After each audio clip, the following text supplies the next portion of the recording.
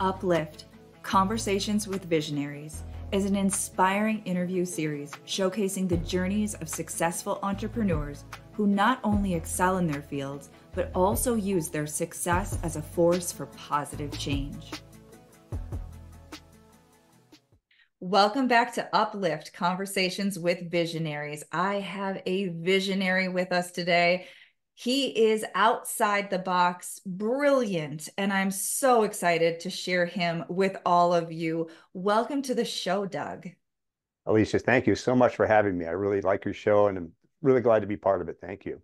I'm glad to have you be a part of this.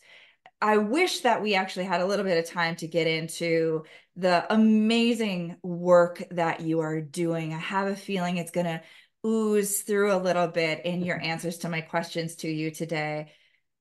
I want to start though by talking about one of your greatest accomplishments in business. Well, I'd say one of my greatest accomplishments in business is the publication of my book, which is imminent. It comes out next Tuesday. And the reason this is such an accomplishment is that I left two graduate schools and thought I would never write anything about anything that was worthwhile, and suffered a bunch of setbacks with respect to my health that I found out later were actually creating the inability for me to create something like this. And then with the help of a therapist who helped coach me through, I figured out that I had something that would literally change the world. And so instead of using what economists call the law of supply and demand, I worked out something called the law of value and demand. And it works in a new four-dimensional framework that I discovered. And I've managed to turn this into a book that's being put out through Wiley, the fourth largest publisher in the United States. So I'm very proud about that. And that's formed the basis of our company and also of a privately held fund that we hope to be able to expand to some other people in the next few months. That is an amazing accomplishment. Many people dream of that type of opportunity to get published with a top publisher like that. But even beyond that, your own ability to bring up that level of contribution to the world through you is in and of itself like, wow, that's we're all reaching for what is my purpose? What is my value? What is my gift? What is my contribution? And a lot of people, Mm-hmm. I think, live their whole life just wondering if they even have any of that within them. We're talking to entrepreneurs. Maybe some are aspiring, maybe some are struggling, maybe some are in those early beginning stages and they're looking for inspiration. And one of the things that I really want to emphasize is that it wasn't a smooth road for everyone. Now, you touched on that a little bit, but I'd like to talk a little bit more about perhaps one of your lowest points in life or in business. Yeah. When I was in high school, I was diagnosed with my kidneys, not functioning properly. And 21 years later, I found myself getting ready to go on dialysis. And so when I first discovered my kidneys weren't running right, I was just a high school kid, didn't know too much. And I thought, well, I'll just run to avoid it. The excretory system includes your sweat glands. I'll just sweat it out.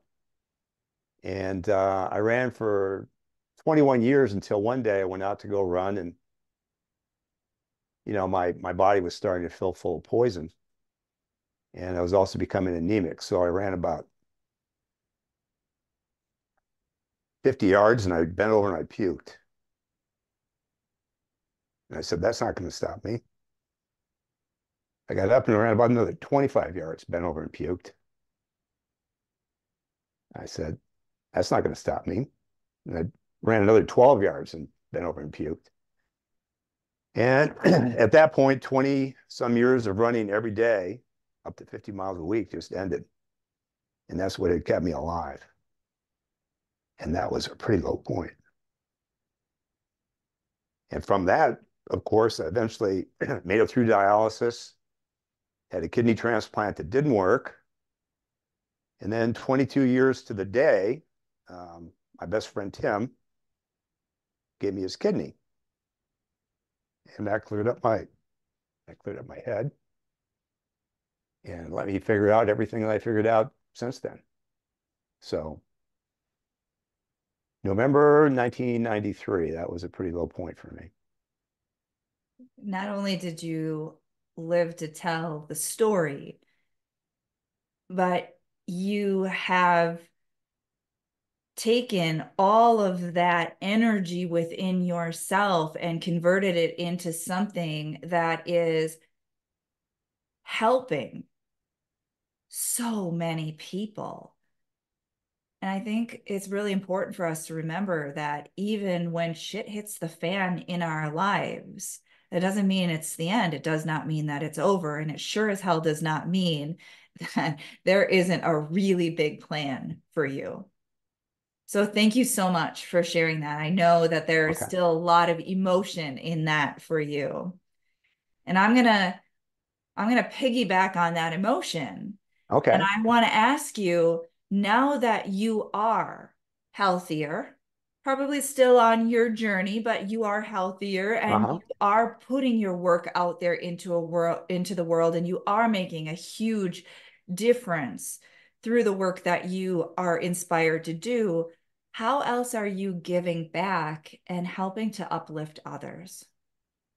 Well, the work that we're doing not only helps companies like ourselves figure out how to make money in the stock market, or how it makes available to other companies ways that they can make more money. It's actually going to help the government out, which is to say the United States government. That's the first place we want to start. And it tells them that there's actually information that's out there that kind of coalesces in a way that you can describe it. Basically, the markets self-aggregate their behavior, including the government markets. And if you don't understand that, you can make these massive errors, as the government's made several times, and to include, say, the 2008 financial crisis. If my techniques had been widely implemented back in 2008, that crash wouldn't have happened. Now, this won't stop every crash that's ever going to happen from happening. You could still have a 9/11 or a World War II, but it'll stop a whole bunch of them from happening. And the ones that do happen, the amplitude of the crash or the run up will start to dampen. And so as we start to make more money from this, we're planning to make a foundation that's going to study kidney disease and autism too. I have a granddaughter that's autistic. So that's how we plan to go forward with it. That is a beautiful mission.